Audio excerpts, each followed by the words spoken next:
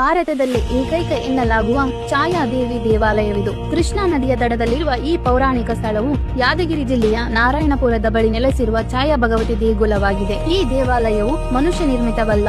ಇಲ್ಲಿರುವ ಗರ್ಭಗುಡಿಯು ನದಿಯ ಬಂಡೆಗಳಿಂದ ಸೃಷ್ಟಿಯಾದ ಸಹಜ ಗುಹೆಯಾಗಿದೆ. ಇಲ್ಲಿ ನೆಲೆಸಿರುವುದು ಸೂರ್ಯ ದೇವರ ಪತ್ನಿ ಛಾಯಾದೇವಿ. ಪುರಾಣದ ಪ್ರಕಾರ ಸೂರ್ಯನ ತೀಕ್ಷ್ಣವಾದ ತಾಪವನ್ನು ಸಂಧ್ಯಾದೇವಿಗೆ ಸಹಿಸಲಾಗದೆ ಆಕೆ ತಪಸ್ಸು ಆಚರಿಸಲು ಮುಂದಾಗುತ್ತಾಳೆ. ಆಗ ಮಕ್ಕಳ ಪಾಲನೆಯ ಭಾರವನ್ನು ಹೊರಲು ಸಂಧ್ಯಾದೇವಿಯು ತನ್ನ ನೆರಳಿನ ರೂಪವಾಗಿ ಛಾಯಾದೇವಿಯನ್ನು ಸೃಷ್ಟಿಸಿ ತನ್ನ ಸ್ಥಾನದಲ್ಲಿ ಮಕ್ಕಳನ್ನು ನೋಡಿಕೊಳ್ಳಲು ನಿಯೋಜಿಸುತ್ತಾಳೆ. ಇದೇ ಆ ಛಾಯಾದೇವಿಯ ದಿವ್ಯ ದೇವಸ್ಥಾನ.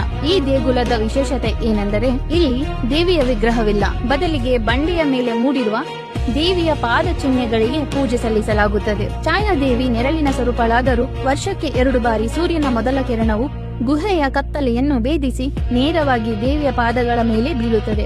ಇದು ಸೂರ್ಯ ಮತ್ತು ಛಾಯಾದೇವಿಯ ನಡುವಿನ ದೈವಿಕ ಸಂಗಮ ಎಂದು ಹೇಳಲಾಗುತ್ತದೆ. ಪುರಾಣದಲ್ಲಿನ ಉಲ್ಲೇಖದಂತೆ ಅಕ್ಷಯ ತೃತೀಯ ದಿನದಂದು ಶ್ರೀ ಛಾಯಾ ಭಗವತಿಯ ಮಡಿಲಲ್ಲಿರುವ ಪವಿತ್ರವಾದ 18 ತೀರ್ಥ ಸ್ನಾನ ಯಾತ್ರೆ ಮಾಡಿದರೆ ವಿಶಿಷ್ಟ ಫಲ ಲಭಿಸಲಿದೆ ಎಂಬ ಬಲವಾದ ನಂಬಿಕೆ ಇದೆ. ಕೃಷ್ಣಾ ನದಿಯ ಪಕ್ಕದಲ್ಲಿ ಪ್ರಕೃತಿ ಮತ್ತು ಪುರಾಣಗಳು ಒಂದಾಗುವ ಈ ನಾರಾಯಣಪುರವು ನಿಜಕ್ಕೂ ದಕ್ಷಿಣ ಕಾಶಿ ಎನಿಸಿದೆ.